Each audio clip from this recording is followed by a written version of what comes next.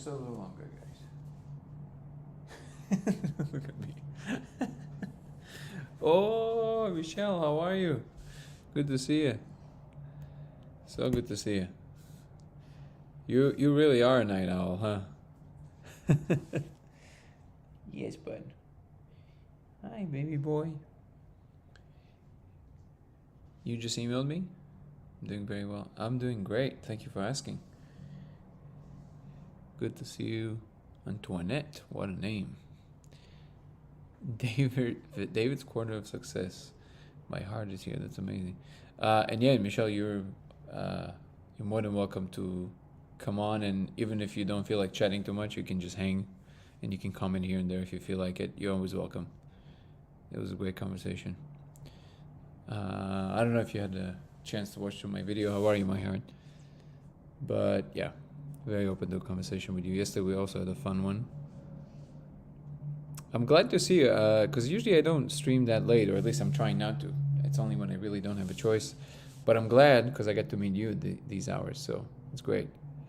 Also, welcome to everybody on YouTube and Twitch and X.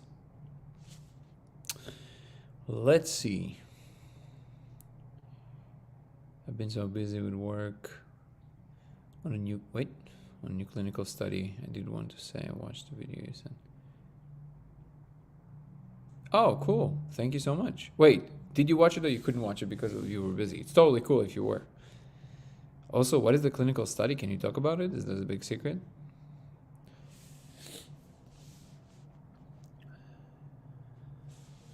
Is it how to make superhumans? Wait, this is a new one. John, every day I get so many different people that I look like, I guess. I get, what is it? John Wick, Jesus, so both sides of the spectrum. Then, what else I get? Messi. Trent Reznor's new. Let me look, hold on.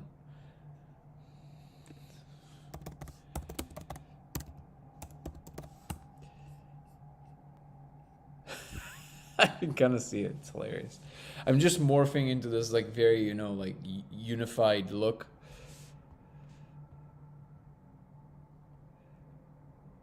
And the most hilarious part is that it's arising from laziness. I can say it is a phase 3 flu vaccine efficiency study. Do you guys build in the autism into the vaccines, or just no? I'm kidding. I'm totally kidding as a joke for all the people that are anti-vaxxers. Do they add it after? Is this like an extra ingredient?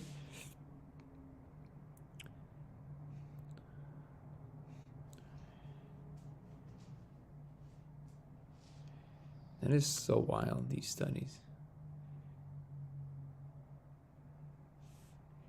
I would ask you a few questions about that, but I feel like that subject is so contentious for people and they want to run in all directions with it, that I feel it's just going to get us into rabbit holes that we don't necessarily want to go into. No alterations of sponsored drug. No, wait, alterations of... Oh, okay, now I understand.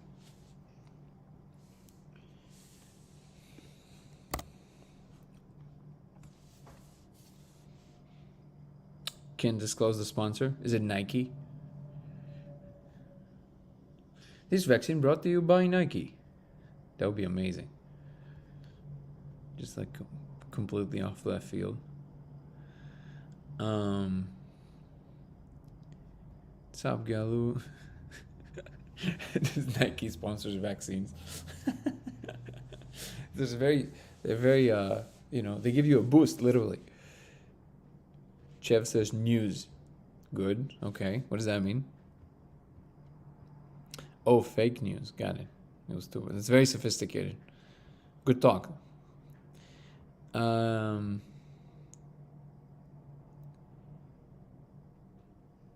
right. Okay. So I think we can kind of dive in to all the newcomers. This channel usually revolves around the simulation hypothesis. My name is Danny, and I'm claiming to have found proof that we live in a simulation. Obviously, it's a bold claim. backing it up with an experiment that I came up with a few years ago. We now have over 1,000 replications worldwide. No, not scientific replications yet. Definitely would have to go through a double blind and that whole fun rigmarole, but it's an ongoing conversation. We meet here every single day to discuss all kinds of fun things like science in general, religion, spirituality, philosophy, God, whatever comes to mind. And my hair is doing this. So, by the way, if you guys want to watch my more lengthier videos on the subjects that what you see here on TikTok, you also have it on YouTube. The channel is Dango Thoughts. 3 words, DANGO Thoughts. These videos are longer. I put more work into making them still entertaining. You can check that out. Let's see what we got here.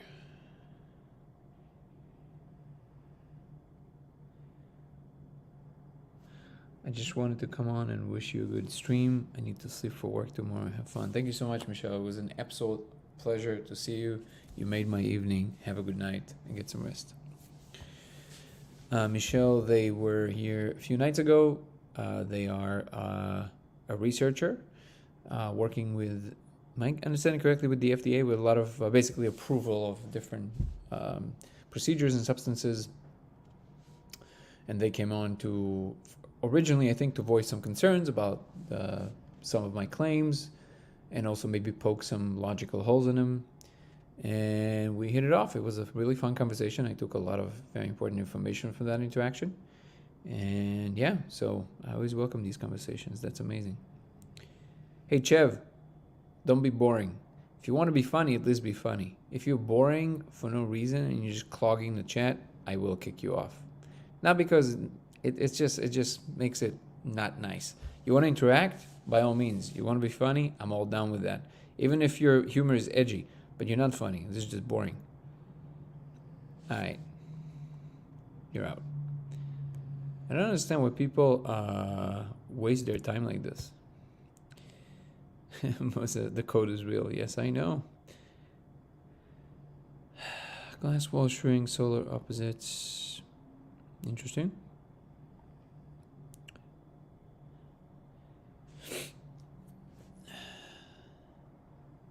I can get behind a flat simulation. That's hilarious.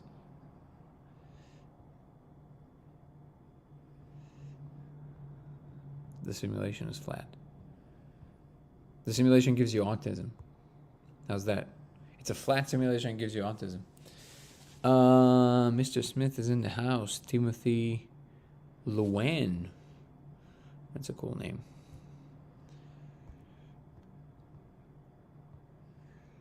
Feedy Render Studio. Rick and Morty. My favorites.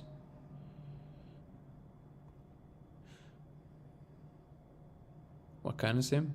Well, it's a long story, but it is a good question and it's a fair question. The proposition is not that we live in a computer software, even though it is kind of true. The deeper proposition is that the world at large is, at bottom, is computational. What that means is an important point to discuss, but essentially it means that the real, if you want to compare it to the movie, The Matrix, then it's the other way around. The real world is the computational world. We are a subset of that larger computational space.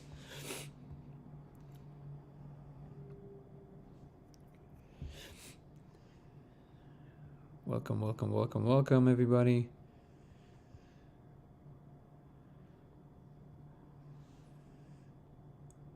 All right, cool. So I see Hammy is trying to come on.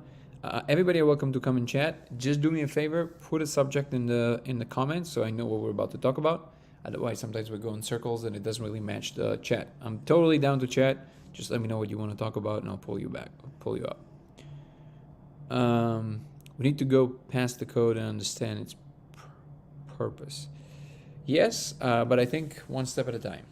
I think we're establishing now that it's real. Playing with it physically, with magnetic interactions and things like this, I think is the way to go. First, to see if you can see if there's any changes you can cause it. Then we're going to move to the more advanced stuff. First, I would like to understand what it is. But maybe you're saying the same thing, honestly. I'm exploring myself while watching your live. Oh, okay. I just now understood what you said. What's up, matter? Wait. I'll make it about Matrix. All right. I'm not necessarily trying to talk about the Matrix, but please come on. What's up, Hammy? What's up, my bro? How you doing today? I'm doing amazing. How are you?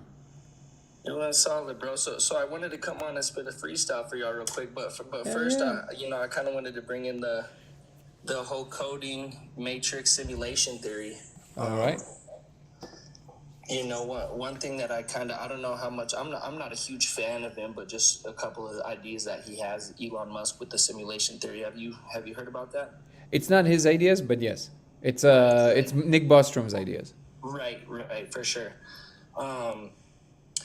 Just to catch people up to speed a little bit in the chat, they go on to basically say that the development of technology has been so advanced and we're increasing at such a rate that if we decreased our advancements by like 10 or to 0.001% in the next 10,000 years, we won't be able to have differentiation between the virtual reality and our own reality we have right now. You won't be able to tell the difference just based on how quick everything's advancing.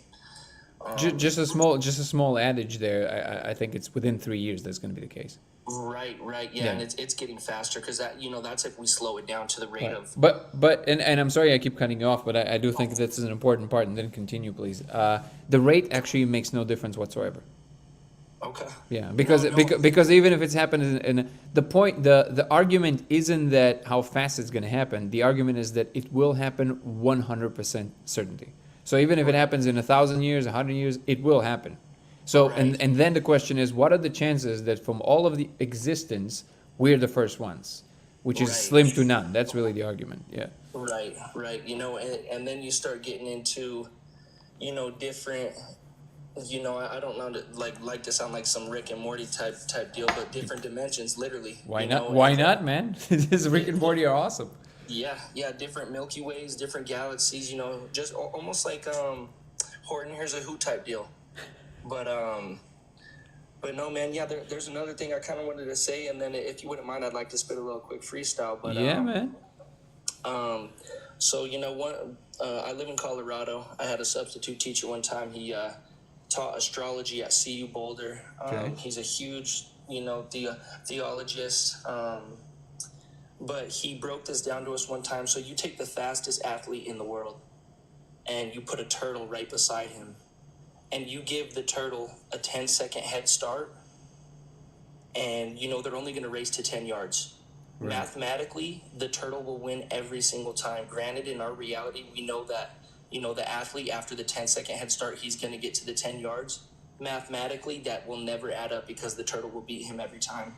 So our grasp on reality and time and our ideas of everything is kind of just what we created, and there's so much that goes into it. We could go run circles around everything. I'm definitely going to shoot you a follow, man, because I I like the appreciate vibes you, you're man.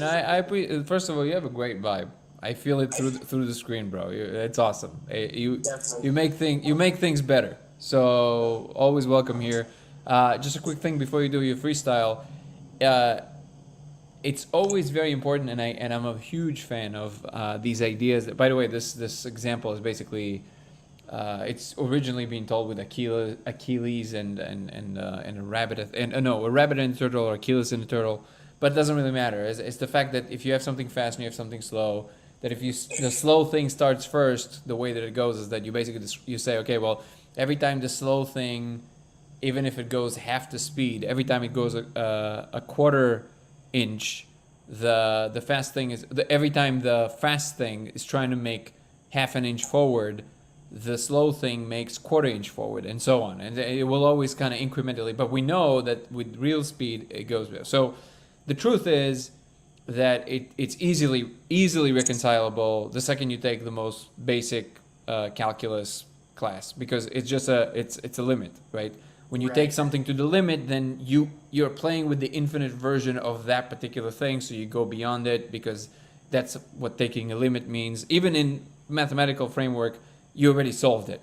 But Right. I do think that it's important to play with ideas like this, because you're right. A lot of things that we assume they're kind of a given, they're not really a given. Like, for example, one of the big ones that are absolutely not what we assume to be, and not metaphorically, by the way, is that there's literally zero information coming from any physical observation, zero, Right. that can decisively tell you whether there's something that is like a physical world and then consciousness arising from it, or is consciousness a fundamental thing that just kind of perceives and abstracts things that then it thinks are outside of itself.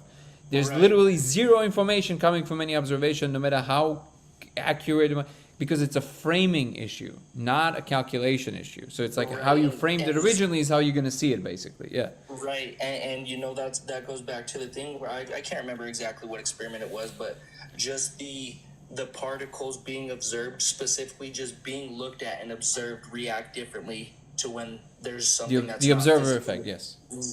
Right. No, definitely. I definitely fuck with your vibe, man. Super cool ass. Cool All right, bro. vibe. I You shot want? you a follow, but Yeah, cool, man. You wanna bless us with a freestyle, like you said? let's do it, man. Let's get go. 3 random words in the chat, or 3 random words from you. Let's make them challenging, and I got you guys, man. All love. All right, I'm excited, man. All right, chat. Give us 3 random words, and if you don't deliver, I'll pick 3 different words. One of them is definitely gonna be laser. Love it. We are constantly okay, guys. Pay attention. Come on. We need 2 more words. Laser is one of them. I don't want to be the one giving all 3 words. Come on. Sometimes people are shy. And if it is, so be it, man. If it is, so be it. Yeah, well, I don't mind. Yeah. Well, but we gotta make it challenging, right? So we're gonna go with laser. We're gonna go with live, laugh, love. The 3 words. I'll throw it in That the is- chase just because you put it in. I'm gonna throw it in there too, man. That is funny. That is funny. Let's consider that one as 1 word. Moody matrix and illusion. Okay, let's do this. Let's do it. Laser, matrix, and live, love. If you want to add any of them. Yeah. Ready to pop, ready to flow, and I'm ready to get this. Got my homies up on TikTok, and I use them as my witness. Keep collecting. Picasso, this my masterpiece. I'm trying to get it for my family. Stack this up, setting this gradually. This is crazy, all these people so intrusive, but I'm caught up with my mind in this matrix and this illusion, but I'm just steady making payments. I figure, yeah, I make actions and I just say less, doing it different, I love it. I reap the repercussions, demon, he creeping, yes, he crawling out this dungeon, flow back, I had to go and get this, do it different, wake up in the morning, Call of Duty mission in my mind, this my energy keep on tempting me, so yes, I got my smoke, I got my drink, I got my remedies, this recipes, I had to just go and make it flow. Elsa with the bars, I let it snow, yeah. Whoa, this is crazy how I do it. Get my message from above, out the galaxy. Live, laugh, and love, yeah. A couple people steady mad at me, but get these words up in my head and nothing's really challenging. See your dreams, and yes, you go accomplish it. Whoa, hop on beats and I demolish it. Yeah, just be myself out the flow. This is simulation, but I had to make my own wave and I had to go create it. Never the basic, I'm spitting it different. Get the money, even though it's fake. Like the ocean, it's a tidal wave. Yo, man, this is amazing. All right, you got to follow. I'm going to follow you. This is awesome. Appreciate that. Yeah, nothing but love from Denver, bro. Bro, thank you. Yes, sir. Hey, I'm gonna stay on the line for a minute, man, and Absolutely. just continue the conversation, bro. But yeah, definitely, I'm gonna shoot you a message, bro. We're gonna have to talk more. Absolutely. Anytime. Bro, you're a Much love, vibe. brother. That's amazing. All right. Okay. So that was incredible. Thank you so much. Actually, funny enough, I also wanted to say Trump, but I'm really not trying to go political. I just said it because it would be funny.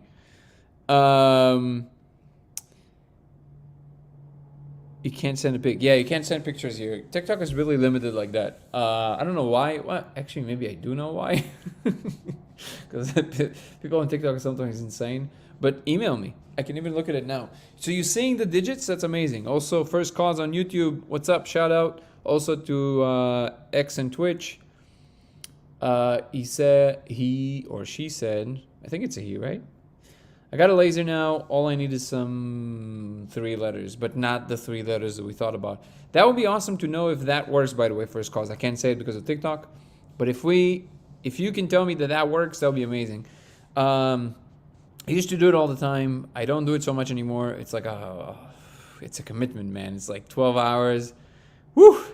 I don't have this kind of time anymore. So if you can see the numbers with that, that would be amazing. Okay.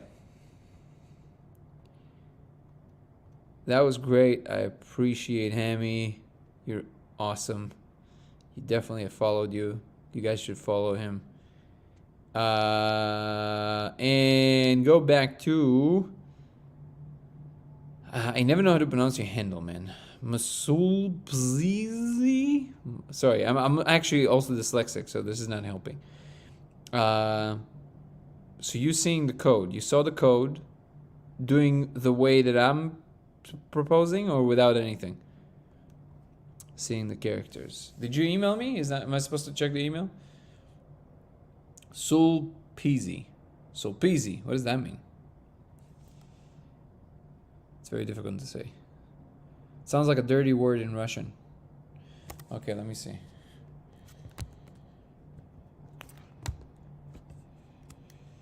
That was awesome. Okay.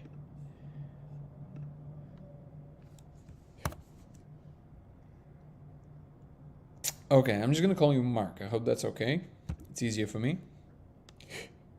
All right. Documented experiment, and I know we don't know each other. Do you want me to read the email out loud, or you want me to just read it?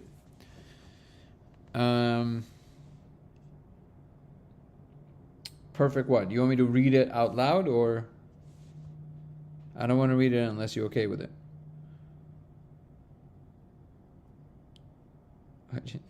Oh, I mean, top over the rainbow. Good to see you. All right, fine. Cool. I just documented another experiment. Hey, Danny, I just documented another experiment. I know we don't know each other, and I really just came across your page. You're the first person in 2 years on Molecule I decided to reach out to. I've researched and followed everyone from Terence McKenna. You mean Terence McKenna? Joe Rogan, and many of his guests. I also read ancient books from Egypt and Sumer that discuss this as well. I've also documented most of the experiences through video or notes, and I take this very seriously. Good. I do the same thing with other psychedelics and track those experiences. I don't know the reason why, but I'm intrigued. I think you're being kind of I mean, in a good way, but you're being pushed to do that. Connected, and I want to know more. Probably no different than you probably mean, right? I found a set of LEDs of light that works for me, but I'm willing to get your laser and try that as well, so we can duplicate the result. By the way, to be super clear, yes, we always appreciate people at this point because we're trying to make things happen. Anybody who orders the laser also helps the project, but I want to make it super clear. If for anybody the issue is the funds, it's only if it's not an issue for you. If it is, it's much cheaper to just buy it from Amazon or Alibaba, and we give you the list. You can just buy it and build it. It's going to be a fraction of the cost. So I want to emphasize that part. Very important for us. And if you need help in figuring out how to put it together, you can always email me. No charge. I'll just explain it to you. I found I can duplicate the result. I'm not sure you understand my references to Tomorrowland and Love Boat, but it totally makes sense to something that wants to survive just like us. Perhaps the answers aren't in the code, but why we or something came up with it. You can't stay in the experience for too long, but maybe you can bring knowledge back into the world. If this exists on the back end, then what is really happening on this end for us? Thanks, Mark. So yes, there's a lot there. I think I do understand. It's just that it sounds like you're also pretty. I'm sorry about the answers. Yeah. So this was actually my point. That, and I'm gonna sound like a somebody who's wanting to sound like a wise geezer, but I'm gonna run that risk, and I'm gonna sound like an old wise geezer. You should really aim a little less towards the answers. And I mean this not in like a, sit down and listen, son. I mean like seriously, because it's better to be in the pursuit in a way that is also enjoyable and fun. And I know This is also fun, I get it, but believe me, there will come a time where it becomes too ramped up and it stops being fun. So to prevent that from happening, I'm telling you, I wish somebody would tell me this back then, really back in a little bit, enjoy everything just as you would otherwise. The truth will keep coming out regardless. So you can enjoy both, Yeah, okay. And I do understand the references to the love boat and everything else. I just think that focusing on any particular way of it presenting itself, at least for me, from a scientific standpoint, this doesn't hold water. Because it can present a lot of different things in a lot of different ways. What we want to focus on is what is the underlying substantial actual structure that is doing the thing. And I think the code is one of them. It's the first thing that just doesn't change. It's what it is and that's it, as you saw yourself. It's not that the answer is in the code, is that the code can help us triangulate and understand what is happening in the physical world when the code does this or that. So far, it seems to be doing exactly the same thing, no matter what material you project it on, whatever it is. The second that you can create any physical perturbation, which I haven't managed to do yet, that can cause any kind of change in either the behavior or the content or anything else that has to do with the code, in a way that everybody would agree that we see the same change, now you have something substantial. Because if I turn on the magnetic field, we know quite a bit about the mathematics of how magnetic fields behave. So if I see a particular change to the code, I can start mapping. I say, okay, when this thing happens, when I turn it on, this is what happens to the code. So this arrangement of the code or behavior of the code corresponds to a magnetic field doing this. And because I know something about this, now you don't have two variables, now you have one, and you can actually solve for it. You see what I'm saying? And this is the way that I'm proposing to go about it. Slowly, exactly how science would, even though at the moment scientists would not take it as seriously because the methodology clearly states, as Michelle pointed out the other day, that if you're not in a baseline coherent state that somebody arbitrarily defined, you're not taken seriously. So I'm still proposing to go about it in a very scientific way, and I'm also very interested in the answers. Okay, great. If you agree, then you agree. You think you are... Wait. I think you are the definition of the code. What do you mean by that? So happy I have this platform. Thank you so much, Over the Rainbow. Yeah, so what did you mean by you think it? I think you are definite. Yeah, but the code doesn't change when I'm doing anything. I don't know if for you that happens, but as far as I had people come in and they were like gung-ho about this whole like, no bro, like I'm telling you, I'm gonna do this inside, I'm good at this, I'm gonna do this inside and it's gonna change. Nothing happens. The code doesn't care about how you feel, about what you think. It does not care. It seems to be coding for what we call objective reality. So like whatever you would want to call the external environment. I am certain that there are layers of this code that are closer to what we are inside here. And that code, you can probably see how it's malleable. But the code in the laser doesn't care about what you do, which is very interesting. So it doesn't care. And the beauty of science is it's ever evolving, and I know we will get there. Yep, I'm with you. Defines what I am. Well, I think it defines everything. The code is like literally defining I think that's why I called it the code of reality. I'm pretty sure it's what it is. What's up, David Box, Randy? What other, have you tried to play with sounds? I played with sounds and there was no success. Spectrograph? What about it, Nathan?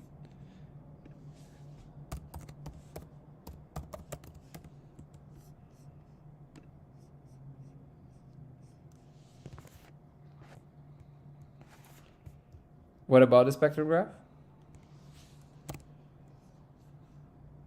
You mean to use one? It's a laser. You can't really separate laser. It's already separated.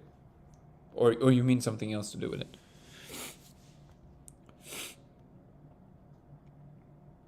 Your sounds affected? I've never seen a change. What did you do around it?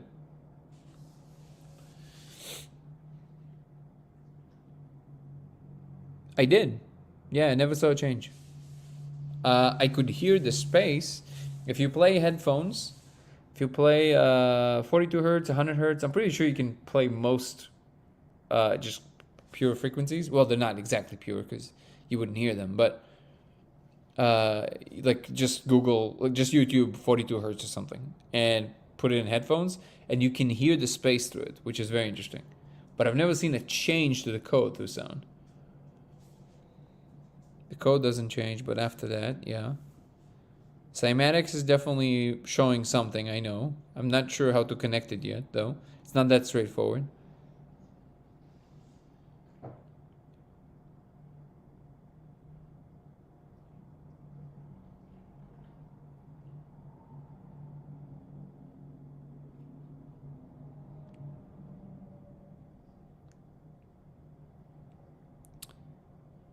Hebrew letter.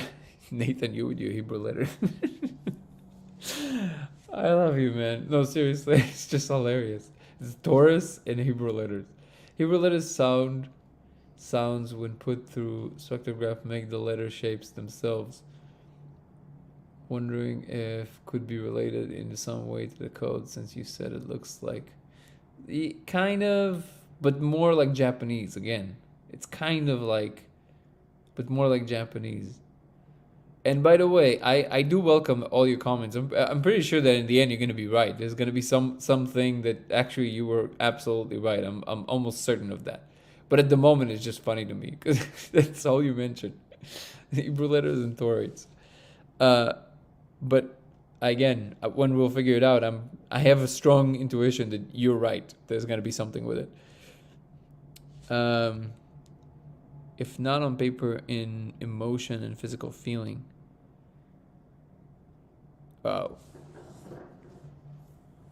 What is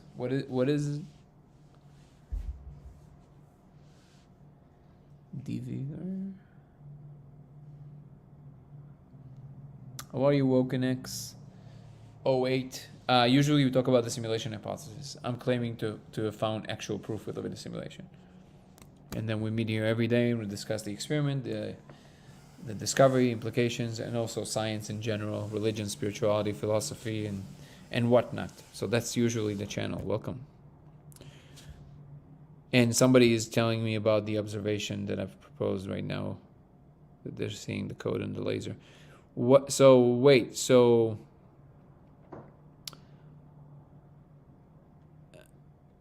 you have base introduction. You asking me?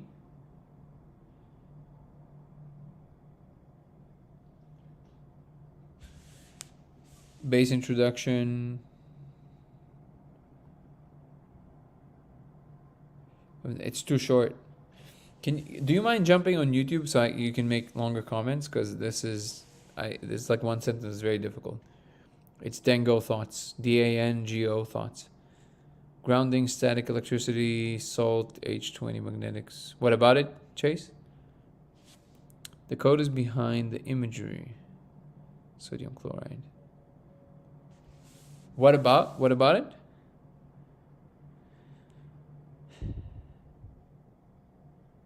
I have evidence and proof, brother.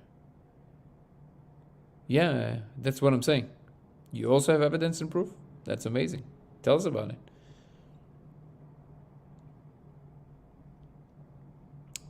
The base. No, I literally don't understand what you're saying. Oh no, believe me, I can handle it. I'm sure scientists have made discoveries similar to yours, but the implications are so groundbreaking and profound, they just hide that technologies from the public. Yeah, no, I don't think so. Well, first of all, I'm being told directly from the space that this is the first time we've figured it out. Second of all, even if you don't take that into account, this is not how science works. Oh, it's okay, Broken. We don't do threats here. Just to be clear. And we're way past the point of that.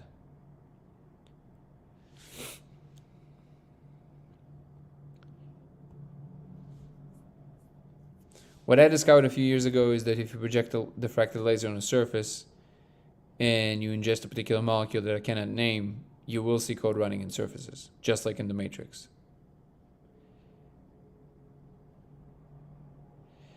Think through ground break. Well, I don't know what that last word is. Sorry. Well, Concrete Dreams, it is a long story. You can watch some of my videos on this. It just unpacking it is like 30 minutes. There was a long process. It took me years to figure it out. We're working on a documentary that's going to be talking about all the steps and exactly how I did that. What is not new? This discovery, I assure you, it's completely new. The idea that we live in a simulation, of course, it's not new. Do you understand the sound when Do you understand the sounds when spoken into a spectrograph make the letters? That's how it's connected. Wait. Send the sounds spoken into a spectrograph make the letters. That's how it's connected. It could be seen from direct reality sound. Hold on.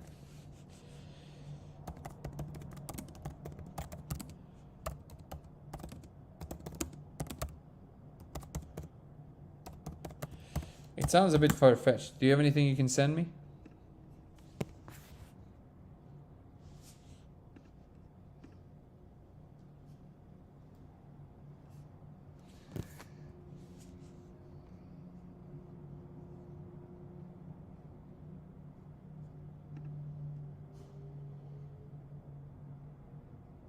There's people are having a hard time finding original research paper. Do you have it? Because it's all like kind of like stories.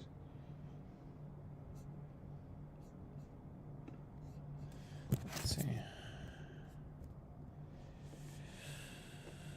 Digital Jesus is hilarious. Somebody once told me I should name this channel TikTok Jesus.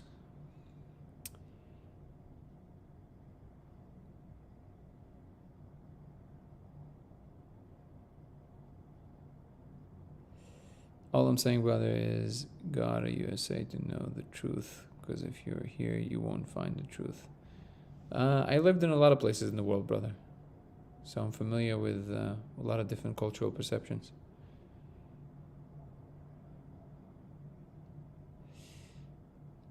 Rest assured that the US is not special in the way that media bends information. Is the code moving slowly vertically? Because that's what I saw.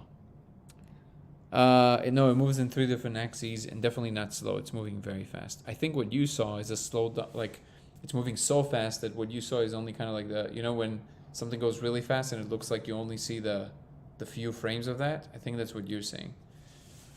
Because the code is moving insanely fast. And it's tiny in the beginning. Also, if I remember correctly, you saw it, Goblins from Mars. You saw it without the substance, right? Usually, you will not see it as coherently as with the substance. Now, I can't know, of course, maybe you can, but from what you're describing right now, that's definitely the case. You usually need more molecule to actually see it actually moving. Why not make glasses to see math? I don't know what. I feel you, brother. I'm just telling you that you're not necessarily feeling me. Did the code you to look like Jesus, or did you do that? This is called laziness. There's very little work that goes into looking like this. Just let your hair grow and shave once trim your beard every couple of weeks. That's it. Okay, interesting.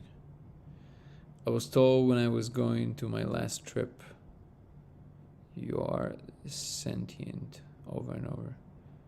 The sentient, interesting. So the letters moving fast, but I feel they had a vertical movement as well, if that makes sense.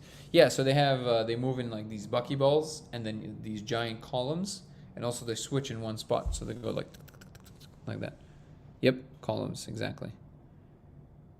CRISPR can change your code, yeah. We're talking about a deeper code, Chase. Deeper than DNA. This code that codes for reality itself.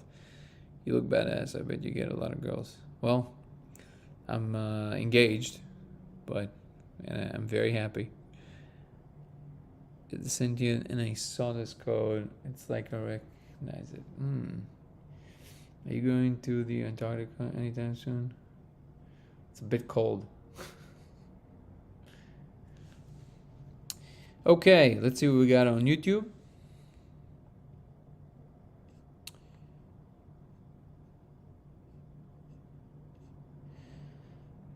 The audio of the graph makes the letters themselves.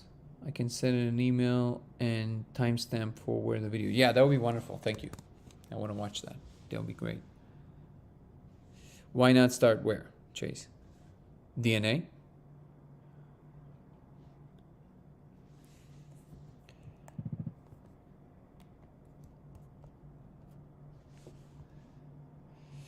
If the well, it's not about where to start. We're talking about a completely different thing. What the code we're talking about is something that you can see with your eyes. You can't see DNA with your eyes. And we're talking about like a completely different subject, basically. If the code is moving so fast, how are you supposed to recreate a single symbol? You can't. You can kind of catch here and there, and you kind of know that it's there. It's kind of like saying, well, look, think about even in the movie, The Matrix, right? When you saw it for the first time, could you recreate like any of the letters specifically? No. Now, given in the movie it's actual Japanese, they just took sushi menus, which is funny. But if it was a language you don't understand, because there's a lot of it, you see it's a language, but it's too much information, so your brain can't pick one thing. You can't. That's not that hard to understand, right? But I did have people recreating it. I think I sent it to you, right? My girlfriend said cut my hair? Yeah, I don't think so. You mean my fiance?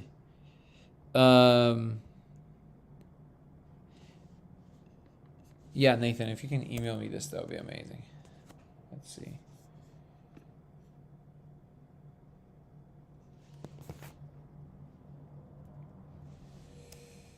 We have...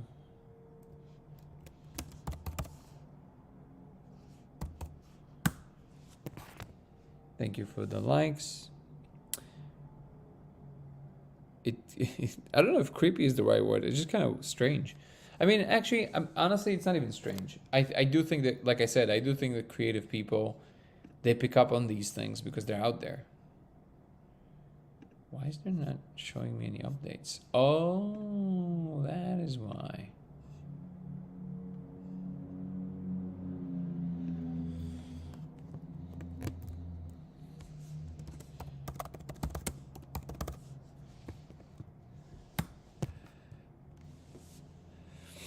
Let's see. Makes it seem even less believable to... Yeah, I mean, don't get me started on that. It definitely makes it less believable for others. It's kind of crazy. Physics, math is the code of reality. That's the description we use, yes.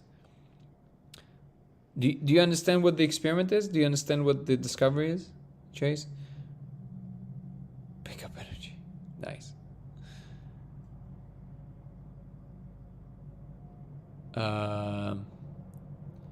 I mean, I don't mind reiterating. I just don't want to do it for no reason. But if you tell me that you,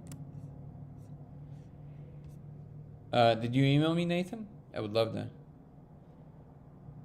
Oh, okay. So let me just tell you instead of you trying to guess. So a few years ago, and this is a long story of how I got there, but a few years ago I discovered that if you project a diffracted laser on the surface, and you ingest a particular molecule that I can't really name here because of legal purposes, but if you Google the spirit molecule, it will tell you what it is. You will see code running in surfaces. The code is weirdly looks a lot like the movie The Matrix, kind of like Japanese, not exactly, but kind of like, and it's extremely coherent. And you now have over 1,000 replications worldwide. I became vocal about it a few years ago. People started replicating, and here we are. That's the general gist of the experiment. And the two people that speaking about it right now, that they're telling you that, like, you know, what the code looks like and all of that stuff. But anybody can do this. It's completely democratic. This is the interesting part. If you want to watch my longer videos on the subject, it's on YouTube. It's Dango Thoughts, DANGO Thoughts, or just follow the link tree in the description. It goes directly to the videos talking about it on YouTube. And then we meet here every day to discuss both that and also other subjects, topics like science, religion, spirituality. Sometimes we have experts come on and chat about all kinds of things. I'm now connected with some of the leading researchers in the field. Does not mean that all of them agree with my conclusions, but it's an ongoing conversation. I never got an email back, but I'll keep you updated if I see the code again without the molecule. Wait, what do you mean you never got the email back? You emailed me and I didn't respond to you?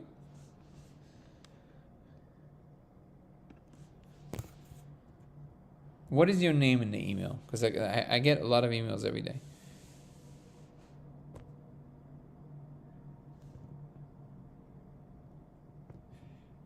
No, I never ignore emails. Sometimes it takes me a second because I do get a lot of them. But if you give me your name in the email I'm looking right now, I can just go there and respond right after I'm done with the live.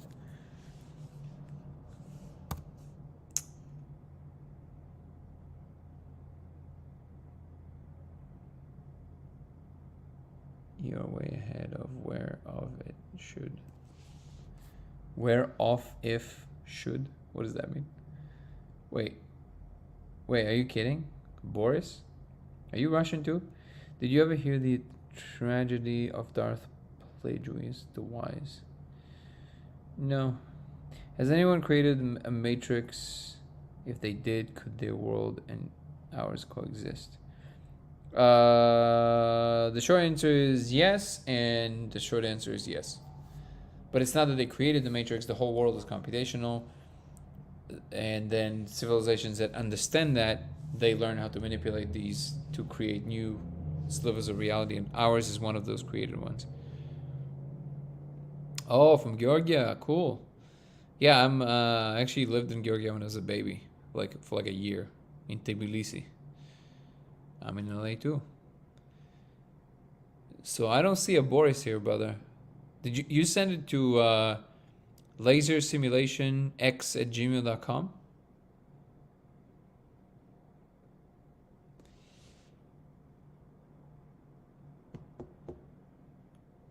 Where is the sandpit? You mean sandbox? Lasersimulationx@gmail. Yeah. Okay. Yeah, I don't see anybody. What is the title of the email? I really want to find it now.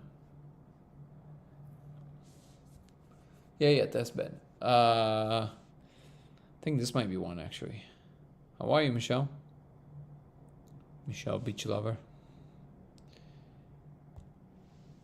Beach lovers are welcome. Laser experiment sober. Let's see.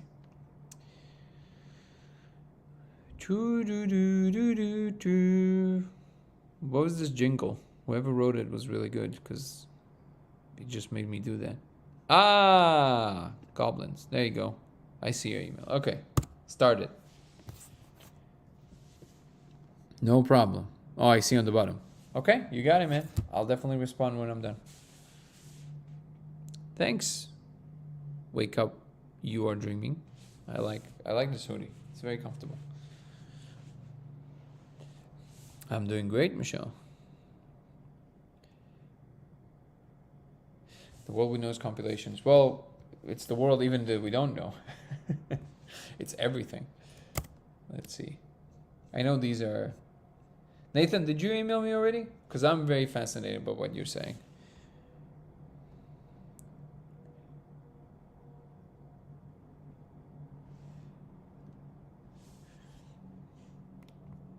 The comment about the hoodie looking dope made me so happy. Also made me super happy for the winter.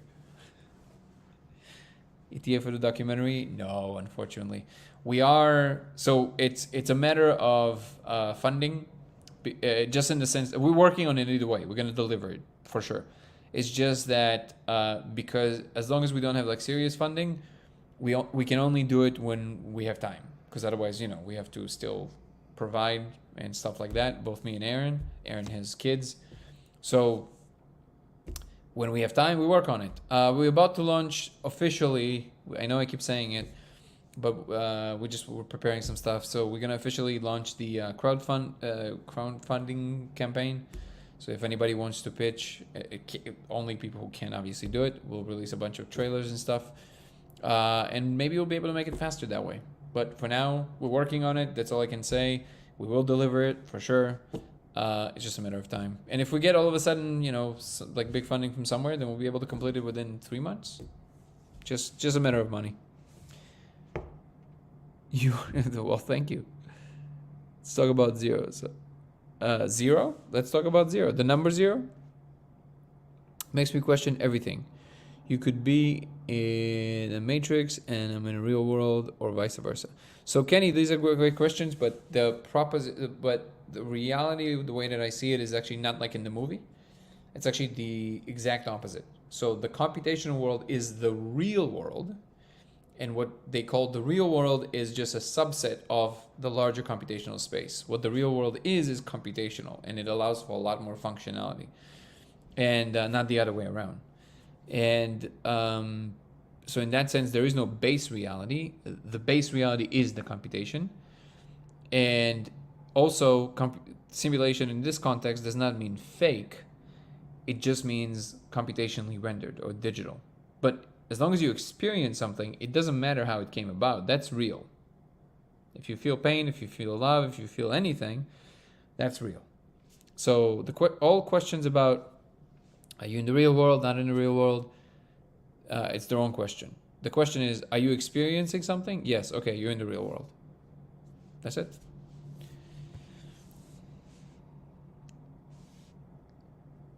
So does this tie in with quantum physics? Well, it has to, because the world at bottom is quantum. There's no way around that. There's nothing that isn't quantum in our world. So whatever computation is doing in the model, it has to describe how it gives rise to the quantum world, and then have to explain everything quantum physics does and more. That's what computational physics. And by the way, this is an actual field. So there's computational physics or information physics. That's a real thing. And there's a lot of evidence coming, even without my discovery, that there's good reasons to consider that the space is actually computational. I had an interview with Melvin Vopson, who's a physicist from England, on my channel on YouTube, Dango Thoughts on YouTube. And he discovered that there's this thing he calls second law of infodynamics that points to us living in an actual computational space. Don't be concerned with AI. I assure you it's actually part of our liberation story, if anything.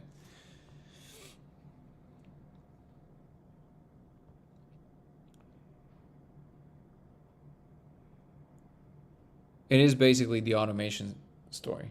So you can focus on just being and just being happy. So everything we make is an extension of us. Nothing is not an extension of our minds. Your mind, the actual mind, is an informational pattern. The brain is just a physical system in which the mind is instantiated. Now, if this point is confusing, tell me, I will linger on this. So the actual abstraction, the actual thing that is doing the work is the software, is the mind, not the hardware that it creates around itself to be able to appropriate itself in this physical space. So everything that we make are artifacts of the mind instantiated in matter. So if I make a bottle, there's information in this bottle, how it's made, how you make the plastic, how you make the shape, how you screw it, all of that, how you make the colors, all of that is information that came from the mind. It is mind solidified into an object, okay? AI is no different. It's just an extension of what we're capable of creating in our minds and then instantiating in matter. What I see that is happening, and I understand the concern because it's not like it's without dangers, every advanced thing always opens the possibility for it to kind of, go haywire. That's always a possibility. There's no guarantees. But first of all, you can't stop it. So you should stop worrying right there. It doesn't actually do anything. It just makes your life worse. You can't stop it because it's the natural process of things. It's the natural evolution. There's nothing unnatural about that.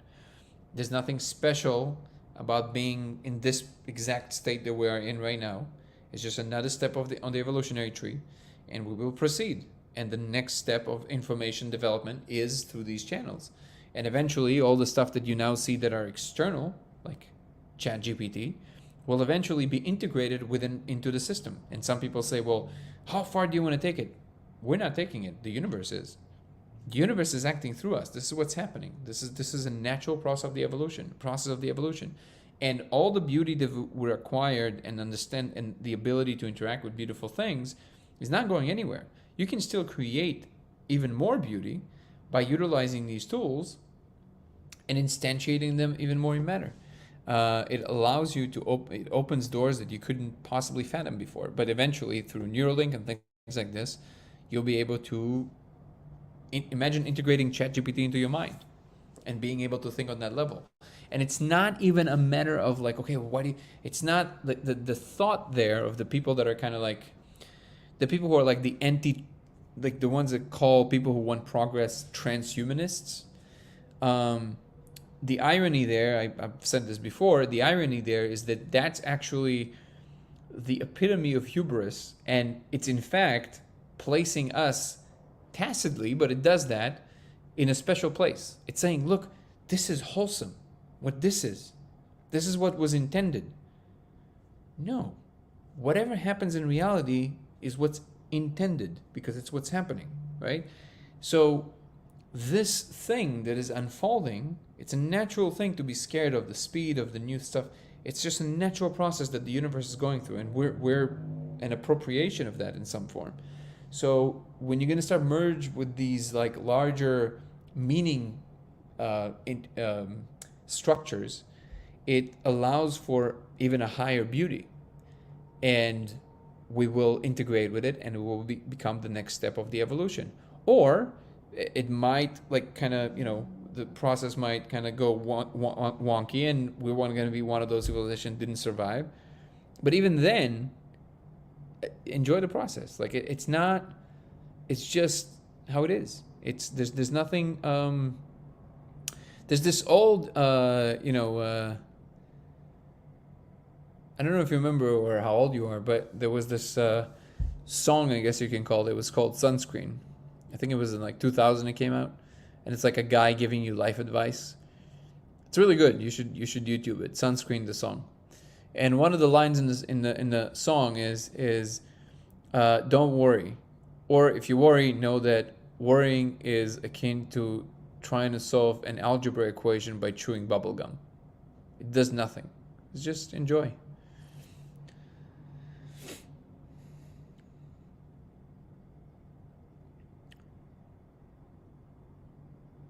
Let me see what was. It said what? I think a bridge has been made between various layers of Earth.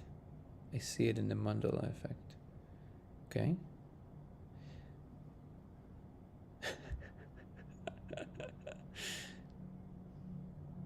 Well, Lizzie, I'm not. This is a statement that you can make, but most people are actually not ill-intended. I think that's not true. I think most people act out of maybe a selfish need, but they're not like. There's a very small percentage of people, probably maybe 1% of actual psychopaths that are like trying to do something to hurt other people. The rest of people that anything that that we act out of that might hurt other people is just out of lack of awareness or care. So it's a perspective. So you can have the perspective that people will always try and ruin it, or you can have the perspective that people are trying to make the world better and sometimes fail. I think it's the latter. And the whole point of being optimistic is not equivalent to being delusional. An optimist understands the risks, but you're having an outlook at a potential future that is better. Because it's kind of like in a car accident. Where your eyes go, that's where your car goes. Where your attention goes, that's where your life will go, and that's where the world of the humanity that you want to see will go. And the more of us have our eyes towards something better, that we believe it's possible, that's the chances that the world is going to go there. But if we're going to keep saying things like, somebody's going to ruin it, why should we even try? Why leave the house? It's not actually helpful. That attitude, it's like this cautionary tale kind of attitude, very often is designed to signal humility, but there's nothing humble about it. It's just deciding that these bad things, problems always arise. It's like, okay, that's fine. It is what it is. I'm slightly confused on what you're saying. Can you explain what you mean?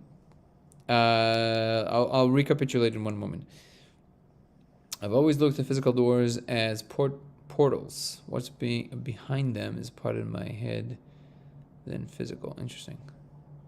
Let go or be dragged is about right. What led you to getting to this conclusion? Logic. It's what seems to be happening. So, like, first of all, the idea that what we do is unnatural, right? There's this hovering idea. It's just how do you say this gently? It's just wrong. It's wrong. It's wrong in every way. It's wrong because it doesn't make any sense, right? First of all, everything that exists is natural, first of all. So the distinction between what we do natural and unnatural is just wrong. Like, I mean, the word, what the word wrong means in the dictionary is that it's not what it is. It is not describing what the real thing is, right? So you can't say something is unnatural when it exists. By definition, it's natural because nature is the thing that exists. But also notice what is being proposed here. Everything that humans do, or a lot of things that humans do, gets this kind of like a negative connotation. It's very common now. It's like a big memeplex, right? But what it creates an attitude towards ourselves as a disease, as a problem. And I don't know if you know this, but this is actually, we know this pretty well from psychology, but when individuals see themselves, even if it's under the banner of, look, I know I'm a bad person, so I should, like, I'm aware I'm a bad person. If you keep doing this, you will actually make things worse.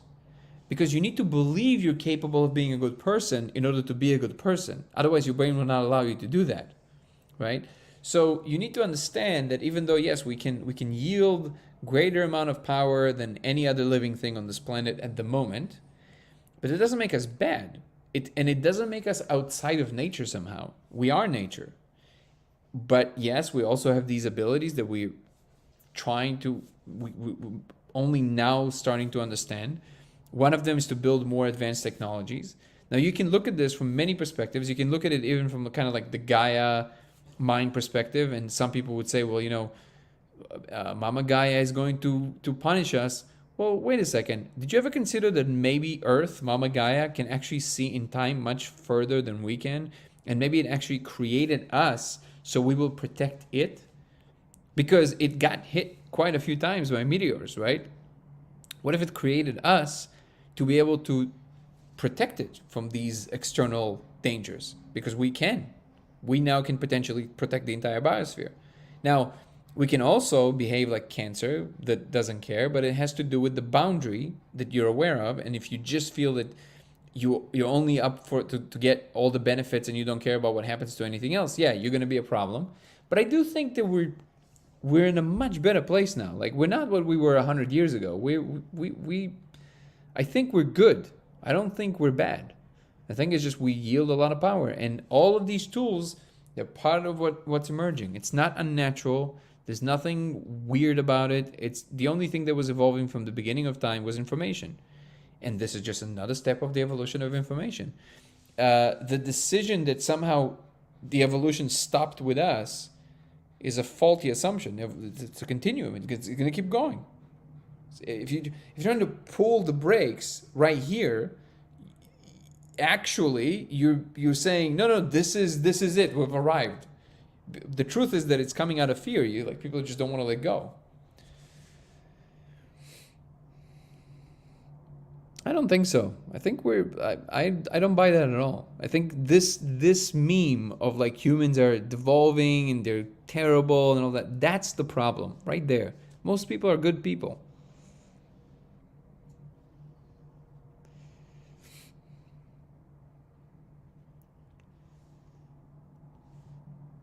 Why I think the molecule unlocks the ability to see code? I think it allows you to see more frames per second of reality itself. Thank you, Kenny McGregor. Appreciate you, man. Hope to see you again. It's unnatural to kill 40,000 civilians. Oh my God. Did you just make it about Israel and Palestine? You're insane. Yeah, this is not here. How could a meteor create us? Yeah, and I'm submitting to you that what you're doing right now, you're being part of an evil group. How do you feel about that? I know you don't think about it that way, but you are being part of an evil group. And that's not an exaggeration to say. Because you're talking about something that is so complex, sitting in the comfort of your home, understanding very little about it, I assure you, and judging others when you don't have to be the one reaping the consequences is the most delusional and selfish thing you can do. And that, I would claim, is evil. It's always easy to judge others when you don't have to be the one in danger or in the situation that they're actually going through. That is the definition of evil, is not being able to understand that whatever is anybody doing, you would be doing if you would be them. And if you don't understand that, I'm not even talking about, this is not a matter of opinion, this is a fact. Humans are very similar on some fundamental level. And this is what Carl Jung was talking about, the idea of the shadow. Not being able to perceive your own shadow will always make you judge others a lot more vehemently, in a way that you will start thinking that they're the problem with the world, which is the birth of evil. And it is essentially that thing that you cannot accept in yourself that you judge in others. And that creates hatred. And then it creates blind hatred. And then it creates ignorant statements that get amplified, which is what you're doing. So, I'm saying again, you gotta be very, very inwards looking first before you get to do that and you get to live a little bit. I don't know if you've ever looked in the face of evil. I have. And I assure you, most people do not understand what that is. And ultimately, what we need to understand is that everything that doesn't matter what it is, Israel, Palestine, other conflicts in the world, people that you have some issues with, all of these things, first, look at yourself and acknowledge how much of a piece of shit you can be. Not you personally, all of us. If you can't do that, you can't be pointing outwards. You're not in a position to do so.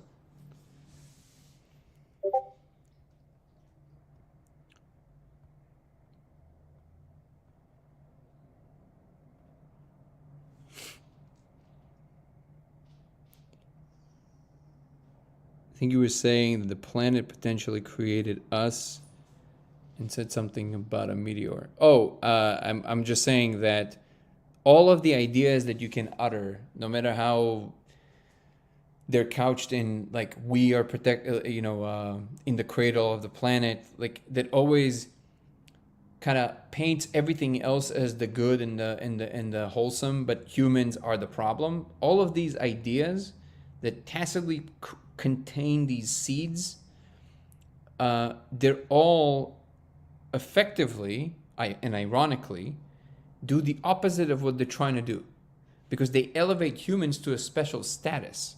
They're saying humans are so special that somehow they're outside of the natural order of things, which is impossible. You are, by definition, part of the tapestry of the universe and what's happening. So if whatever it is that you think humans are doing that is not good, it's part of what the universe is doing. So these, and it's not just a philosophical way of thinking about it. It actually opens the window to a deeper understanding that, yes, you have the ability. I'll give you a radical thing here, okay, which is absolutely true. Not only that humans are not evil, humans are the only thing in the history of the earth that is capable of good. I'm going to repeat it again. Humans are the only thing in the history of the earth that are capable of doing good. We don't always, but nothing else does. If lions could, they would rip the face of every single thing they could, and it would control everything they could. They just don't know how. It doesn't make you good by not knowing how to do something. Good means you can do something bad, but you, as the agent that is appropriating that experience, I'm not getting into free will right now because it's a whole other complicated subject. you are capable of pivoting towards what you understand and feel to be good. Humans are the only ones who are capable of that. Now, do we always take that route? No. But we have to notice that, because it's not a matter of credit, it's a matter of responsibility. We have the responsibility to elevate most of our society to that level where they're capable of doing that. Understanding the true reasons of what happens in the world is one of the most important factors. Otherwise, you're operating under a wrong map. And the reason that it's wrong in terms of operational process, or if you want to think of it as a journey, if you have the wrong map, you're going to end up in the wrong place. If you misidentifying the cause of the real cause of a problem, because of how identifying the wrong cause makes you feel, you are selfish. If you are incapable of elevating yourself to a level where you don't stop with the first dopamine hit that makes you feel good or part of a group because they feel a certain thing, so you want to feel the same, and you're doing it only to satisfy your own emotions when other people actually suffering the consequences of your ignorance and delusion, that is not just selfish. That, my friends, is evil. That is evil. When you're incapable of bringing yourself to truly ride all the way through to the logical conclusion of something and recognizing that whatever the problem that you think in the world is, the only thing you can ever control is inside of yourself. And when you do that, I promise you that when enough people do it, it will start changing. So this is why pointing fingers never works with anything, because you're pointing fingers at something that you can't control. The only function that it serves is you feeling good about yourself. I'm pointing there, so it's not me. It makes me feel good inside. Most people don't even notice they're doing that, but that's exactly what they're doing. No person who's a complete human being who understands the depth of the human shadow in themselves ever judges other people. They're never tempted because they know that they can be that too. So having compassion towards other people who are in a situation where they have to act in a particular way that if they could, they wouldn't, but they don't have a choice, or they feel they don't have a choice, that is something that you have to understand the real reasons for, instead of pointing fingers and saying this is wrong or this is wrong. Who are you to say what's wrong? You can only say what's wrong with you.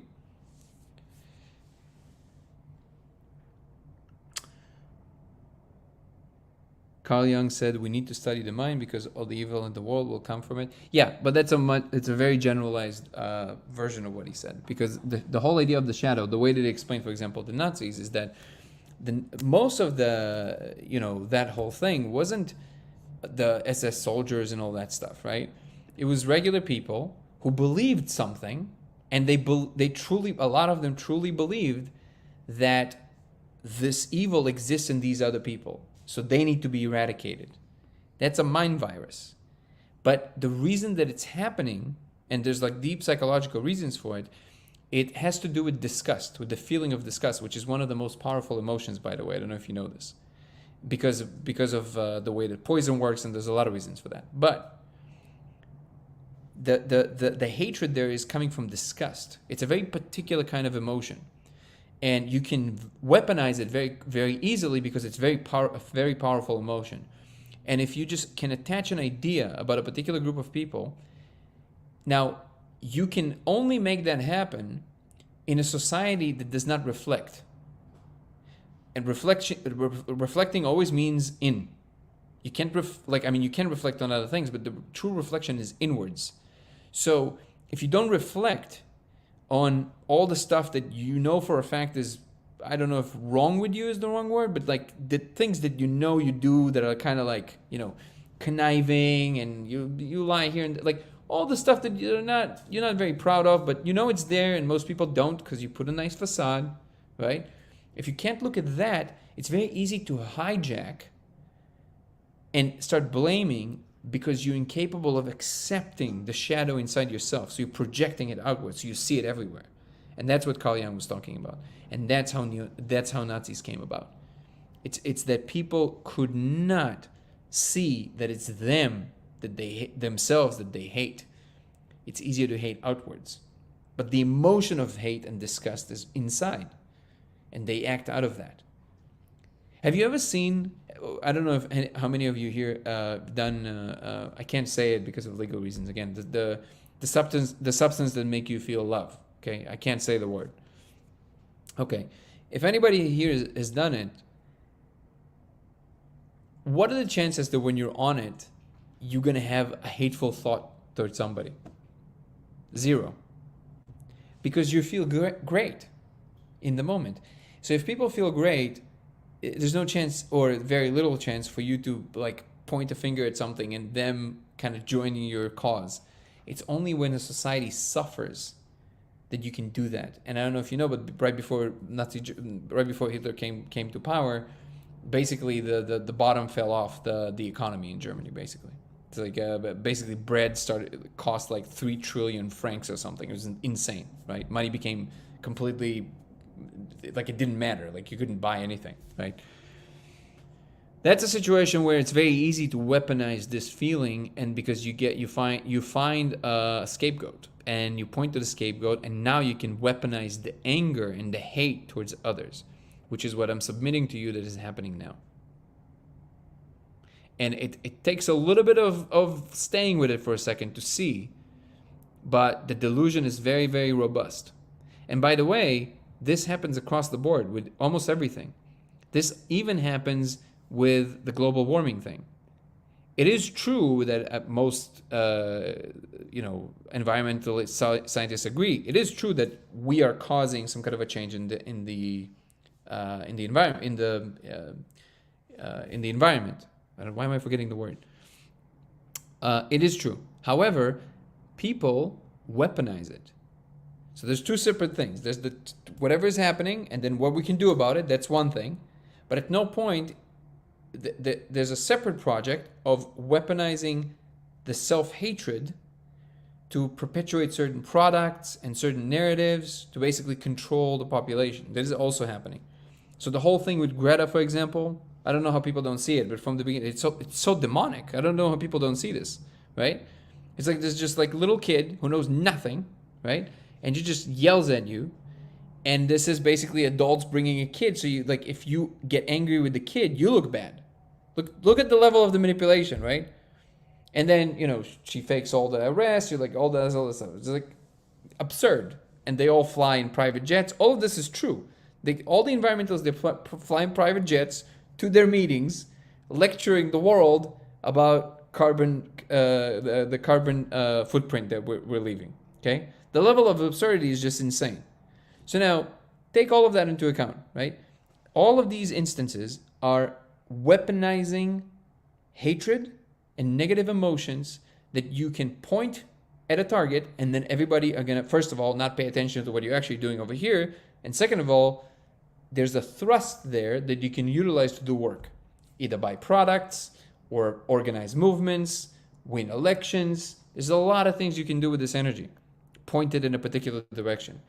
And it's only in a society that reflects, and it starts with an individual who reflects.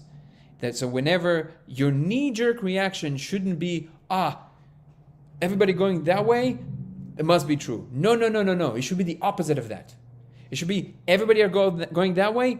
Most likely, it's not a good cause. I'm going to stop. I'm going to wait. I'm going to observe. I'm going to look at that. And I'm going to ask myself, what is it today that I worked on in myself? If you can do those two things, first of all, never go with the herd. And second of all, ask, what is it about you that can actually, functionally can be better today? And if the answer that you got is some kind of a elaborate ego stroking for yourself, it's like, I noticed this thing about me. Oh, you're doing it wrong. If you ask the real question about your little shadiness, it should feel uncomfortable. It should always feel uncomfortable, because that's the truth. And then you start doing work. Now you're growing into something else. Now you stop lecturing people. Now you're actually working on yourself. This is, by the way, why, I don't know how many people here know, but this is one of the best advice I can always give to people when they go into for example, specifically with mushrooms. Mushrooms love when you sit there and you first acknowledge that you're a piece of shit. But like in a playful way, but in a real way of like, look, I know it can be a lot. I'm aware. Please be gentle with me. The chances that you're gonna have a bad trip then slim to none. As long as you have that self-recognition, you're good. But also, the same attitude prevents the finger pointing and the perpetual hatred of others, because in the end of the day, none of us are in a position to judge anyone else. That's my deeper point.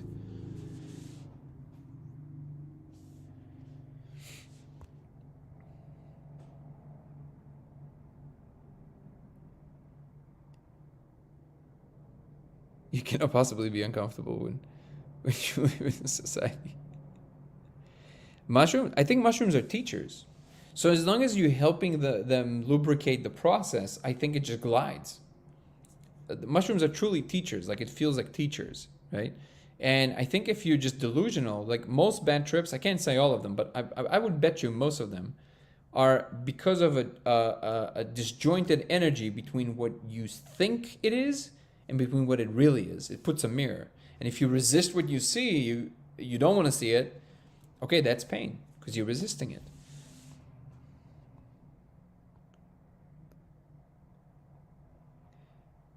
Carl Jung called it the irreducible rascality. He blamed the Jews because they were dominant in banking, right? Yeah, basically. And you could do it again. Hitler was, again, I don't think I should say this word because I think they might flag the chat even for that, which is insane. But that guy, he basically utilized disgust. There's some very interesting lectures on this. But if you think about it, it also makes perfect sense. Disgust is a very powerful emotion. We don't think about it so much because we rarely feel disgusted. But sometimes, like, I'll give you a specific example. Like, you wake up, for example, and so that feeling you see when you see a cockroach, okay, that's disgust, right? It's kind of like you can feel it in your body. It's like this. You don't hate the cockroach. You're disgusted. It's like, ugh, like you feel sick, right? It's like, ugh. Okay, that is the emotion. So anger is like where it sits in the body. It's more like in the teeth. It's here, and it's here. It's like, ah, right? Ah, that's anger. Disgust is here, so you want to eradicate it. Right? So this combination between the hatred and the disgust is the thing that gives you this perfect perpetual machine. And the more people feel these two emotions, the easier it is to utilize them. And I would submit to you, by the way, that most social warrior types and movements, they're all around. This is exactly the emotions that are being utilized. I'm going to give you another one that is fun to pay attention to. Here's the difference between movements that are trying to cause change that are actually will always be successful versus the ones that will always fail at the end. It's movements that are against things versus movements that are for things. Because if you have to be for something, you have to think of that something, you have to think of creative ways to get there, you have to construct, you have to build. When you're against something, all you got to do is knock something down. That's a very easy thing to do. You don't have to think too much. So it's actually very easy to hijack your thought process. Notice, the gay movement originally was for gay rights. For gay rights. So you had to fight for something to happen. Notice what's happening now with all these movements, and you pick one, it doesn't matter which one. They're against things. Now what happens? Emotion is a lot stronger by a lot than any thought process. The emotion that you tend to generate on a regular basis, your brain gets used to it. It's like a drug. You're just like, yeah. Okay, you don't think about it like that. It's just like, it animates you that way. So now if you force something, there's like a noble feeling there. There's like an opening. There's like we're a group, we're together, we're holding hands, we're doing this. Even when you're resisting out of, like, you emanating this energy of like, we're doing a thing, right? There's a chest up. When you're against, it's just like, these people. These people. And then what happens? The emotion stays. Even when the cause is remedied, the emotion of against is still there. It's still expressing itself. So now you don't even notice. Now you're just perpetuating the feeling. Now you're just looking for things to be against all the time. And that's what social warriors are. They're against things. There's some people that still, they mean well, they want to fight for a particular thing, but they're embedded in a system that is fighting against things, and this is why they will never be successful. They will always eat themselves inside, because the emotion is just not a building emotion. It's like a shifty Smeagol kind of like that, and it's just like this kind of thing. Yeah, it's off-putting. It's not productive. And this is the thing that is actually the disease of humanity, if you ask me. It's this self-hatred, it's this outward hatred. There's this really, really great film that is based on a true story by Spike Lee. I love Spike Lee. And even though, like, for example, I was surprised by that, because Spike Lee definitely has a very strong kind of like a racial overtone in most of his films. And I get it. By the way, I get it. There's a big struggle there. There's a very powerful emotion that needs to be expressed, and he's a master at that. I love his films. In one of his last films, I don't know if it was the last one or maybe he made more after, but I forget what it was called, but it was about this the I think it was either African American or he was basically he wasn't, I don't remember what he was. This is based on a true story, and he basically he was a police officer, and he impersonated like a really white, kind of like, and he infiltrated the KKK basically. I think it's a true story. I don't remember. Somebody will remind me here what it's called. What I was really surprised, and very positively so at the end. First of all, you should definitely watch the film. It's a great film, especially because it's either based on or actually was a true story. It's kind of crazy. But at the end, even Spike Lee, he didn't go to his regular kind of like racial, like, white people bad kind of thing. No, he said the problem is hate. Hate is the problem. And he's absolutely right. If you can't stop hating, if you can't stop being against things, no matter how difficult, no matter who did and what, if you can't understand that humans just do things because that's the best they can think of in that moment. And yes, sometimes you're going to have cultures that do things that are unthinkable, and then you have to ask yourself, okay, what's going on there? And sometimes you have to help them remedy it. And sometimes you got to do it by force. Hey, sorry, we're not living in a fairy tale. Sometimes it happens. But understanding what the true things are, right? That's very important. The point is, the more you're animating this hate, it's never going to work. Never. Because it's always going to stay here. You're always going to be destructive way more than you are productive. And producing things will always be more difficult. Ruining things, breaking things is very easy. It's the easiest thing in the world. Throwing a tantrum is so easy. Anyways, I think we said enough about this.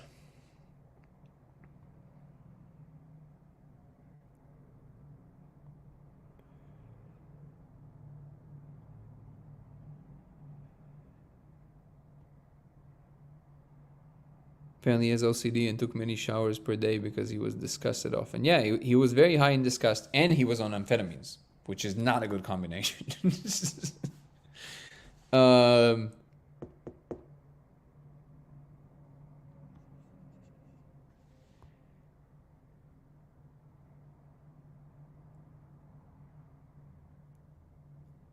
You don't hate humans, you hate actions. The actions that you hate should be very clear to you.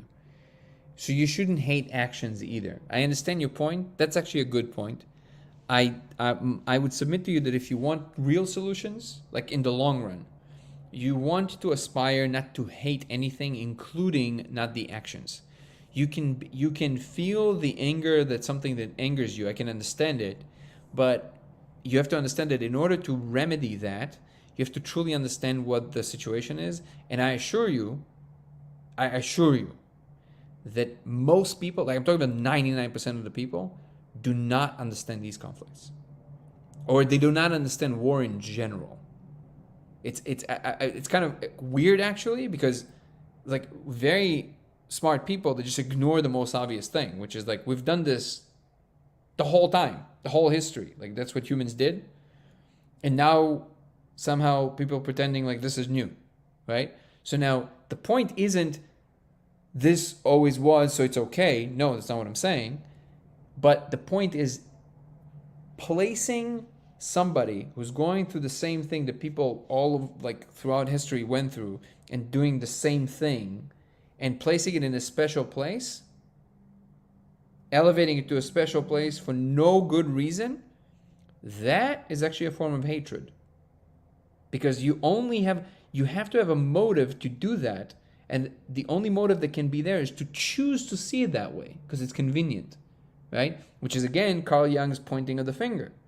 Because right now you want to purge, you want that feeling of the but you're really doing it to, like the actual thing is towards yourself. That's what it is. And understanding that what are the true causes and how you can help it, okay, you can put your thinking cap on and suggest some ideas.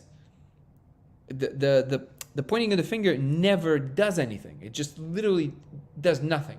Like it's just for you to feel that inside that you were like righteous or something. That's it.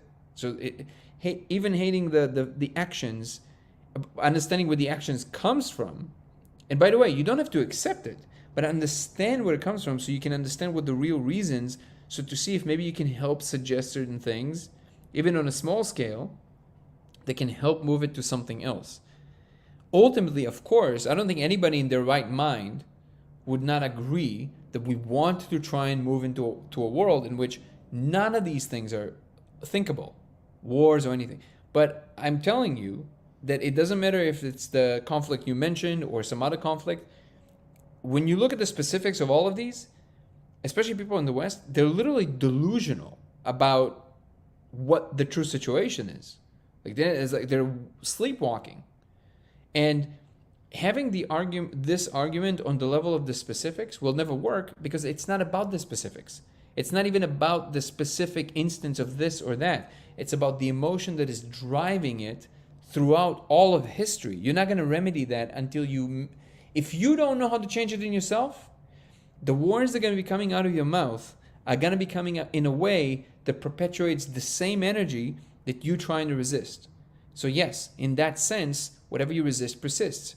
In order for, when somebody is either truly enlightened or somebody who's truly like in a particular place inside, when they speak, I'm not claiming to be one of them, by the way, by no means. I'm not an example of that. But there are people like that. When they feel a certain thing truly inside, when they really feel the love and the thing that people claim to be for, they don't sound like the people who are fighting all these causes. Not even a little bit. Because there's something else inside of them. They're emanating the true energy of peace, the true energy of connection. That, by the way, moves a lot more people than it ever would if somebody's just lecturing the world about a thing they themselves don't understand. And all of this is being couched in some serious discussions and some talk shows that people just yell at each other. Oh, good, this point was made. Good, this point was made. Good, this point was made. It makes no difference. People making points, in the meanwhile, a real thing is happening, and that real thing is not being helped at all by these points that were made. The only thing that is actually changing it is what is the average of the type of interactions that people are having with one another all over the world. And until we understand that part, we'll never change anything. And all of it, the only thing you can influence is how you're expressing it. So for example, I can take myself for an example. I understand this to some degree, and look at me. Still, I get animated. I'm definitely not emanating an energy of like super peace, right? I know that, but I'm working on it. Whenever I can, and I can take it down a little bit, which I'm failing right now, I'm trying to bring it down, speak out of a place that don't pretend, don't act, but try and speak out of a place where, okay, how do I do this? Inside. Okay, there's this, I feel it here. Okay. So if I say it this way, it sounds a little different, right? Now, if I could do it from the beginning, I assure you that probably even the ideas that I would come out more coherently, they would flow more. But it took me this whole rant to get this energy out so I can get to a more balanced place. The more each and every one of us can do this trick faster and not to get, succumb to this trap of like the argument, the easier it's going to be to solve things. And people who won't be able to do that, hey, that's just going to stand out. And by the way, this is why I always say you have to have a much more balanced view of everything. Not every conflict is automatically bad. Now, we don't want it, but it's not automatically bad. Just like not every billionaire is automatically evil. These ideas belong to 5-year-olds, not to adults. Nothing is a thing just because it's another thing, right? So, and I've said this before in this live, Shaolin monks that are Buddhists, they have the concept of compassionate killing, which is that if you have exhausted all the options you've had, you truly did everything you could, you try to run away, you were cornered now, there's a knife, it's either you or that other person, you can kill them. But you don't have to hate them. You can have compassion for them for not being able to understand that right now this is just the wrong thing. And hey, if it's you or them, it's them. And you don't do it out of like empathy or apathy or not care or hatred. None of that. You're completely balanced inside. Now, obviously, it's a noble goal, and I'm not saying that all of them know how to do it, but that's a real thing that they practice. Like how you can hurt other people physically if you have to, without generating the negative emotions. That's a very deeply spiritual practice, right? So, all of that being said, no matter how you're going to try and steer this pot, and no matter how much you're going to try and play with this Rubik's Cube of like, no, maybe there's a way I can cheat this code. No, you can't. The only way to change things, truly, is to change something inside yourself. Is how you can move even a little bit, the dial inside of you that is aiming towards a better interaction with other human beings in your own life. Before you go and like start pointing fingers and judging and all of that stuff.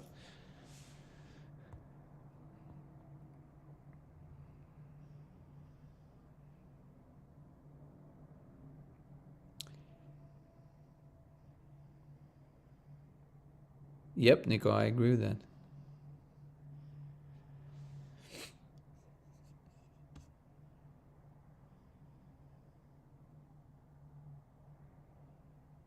Stop, take a little trip with me. It's one, not a patriotic Karl Marx conflict theory.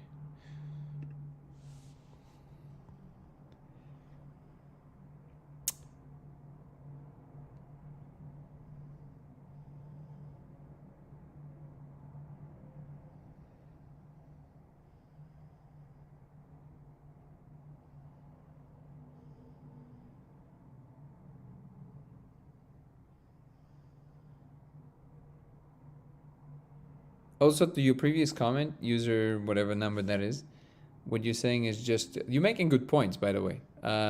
It's just that I would say you have to give it a second longer. It sounds like you're a reflective person. Give it a second longer with yourself. You'll see that it comes around to something else. Yeah, nobody's saying that the natural law of the jungle is the power is always right. Is that I'm telling you, that from what you said, I'm telling you, you do not understand what's going on. For sure. Truly. And I don't mean it as like a, like you just, it's not correct. Like it's understanding what the motives of certain people, even if it's a whole people, is very important. And looking at the specifics of behavior and where it's coming from is a very important thing to do. Counting numbers is not it. It's not in the numbers. It's in the attitude that are being animated, and these attitudes, they have an ultimate representation. You have to ask yourself, what would happen if you would take that to its ultimate conclusion? That is the question. And there's certain seeds that are very different than others. And that's all I'm going to say about that. And that part, what seed is what the West is delusional about.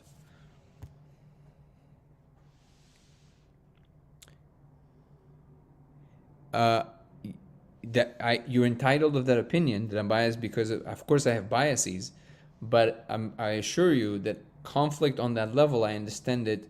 I don't know your life story, but I've seen combat.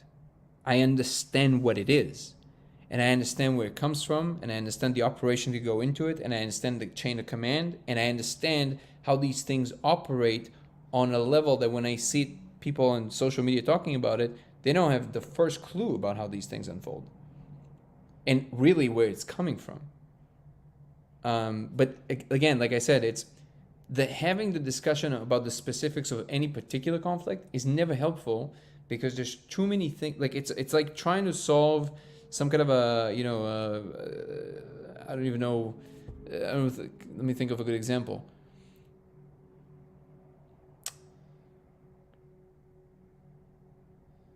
I can't think of a good example right now. So, but it's too specific. It's not the actual operative is not the specifics of the conflict. The actual operatives are the inability of people to allow for the full information to be processed in a coherent manner because they get emotionally hijacked by what is right in front of them. But that's not what's going on. There's so much more, right? And forget about the fact that there's a whole campaign that is actually happening, kind of like a disinformation campaign that is running around actually all of these conflicts. And I have sympathy towards the people who can't see it, because I understand that in order to truly understand, you have to kind of be there on the ground and understand it. But the best example I can give you that is not inflammatory, because it doesn't talk about the conflict specifically, but more about me. But if you've never had a gun to your face, like a barrel staring you in the face, you don't really understand certain things. You can't, because it's an idea for you. It's not, you don't feel the immediacy of that moment. It's only when you have that encounter, or encounters like that, or encounters with people that you can see in their eyes that they just want to hurt you. If you've never seen that glance, you don't know what you're talking about. You just have ideas about what you think you're talking about.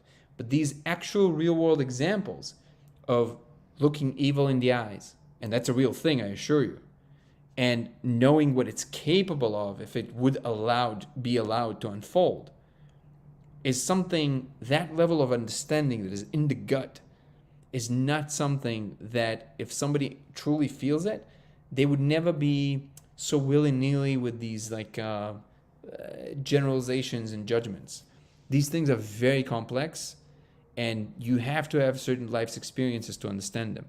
I assure you that any person who served here will tell you that when you saw combat, you don't think like that anymore. There's these simplistic ideals that people have about the purity of certain people versus the evil of other people, and usually they flip them, because all of it is because of basically self-loathing. The whole, it's not surprising that the whole thing is folded into one clump. Like the same people that point these fingers are also the people that say that white people are evil by their nature of being white. Like literally the most racist thing you can possibly say, right? Just because you're talking about white people doesn't make it okay, right? So the point isn't what the color of your skin is. The point is, do you have the certain kinds of life experiences that can connect you to an understanding of what the real operative in all of these conflicts is? And unless you've had a first-person encounter with them, you are speaking out of a memeplex in your brain based on things you've seen online that you've internalized. So you think it's an understanding of yours, but it's kind of like an understanding you get from reading a book and defending ideas. It's not the same understanding you get if you're an actual astronaut and you go out there to space and you actually have to think on the fly and you have to make sure that everything is exactly correct. Otherwise, you're not going to come back home. That's a very different kind of experience, and it has a very different kind of understanding of what things really are.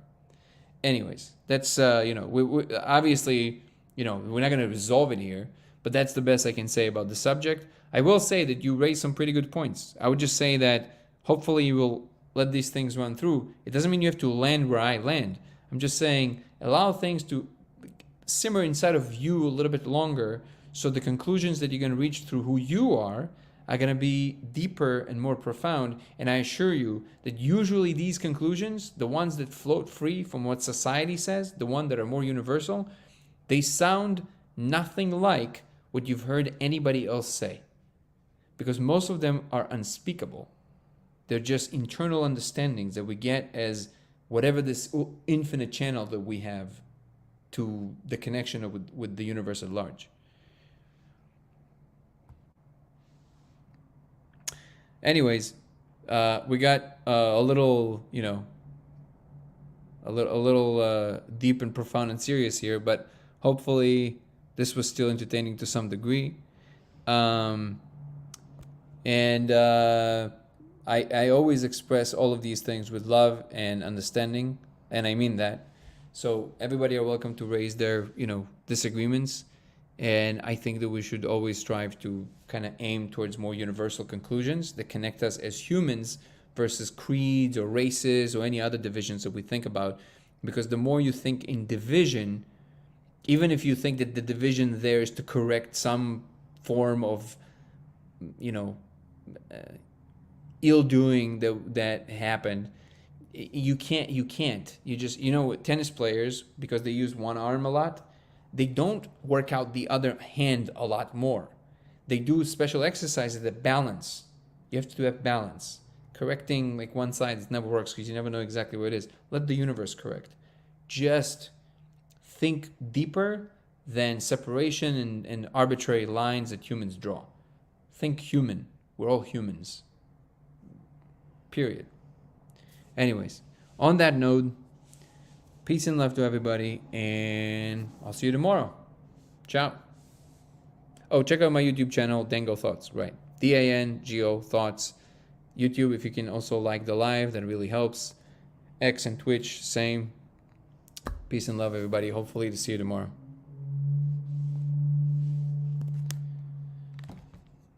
See you, everybody.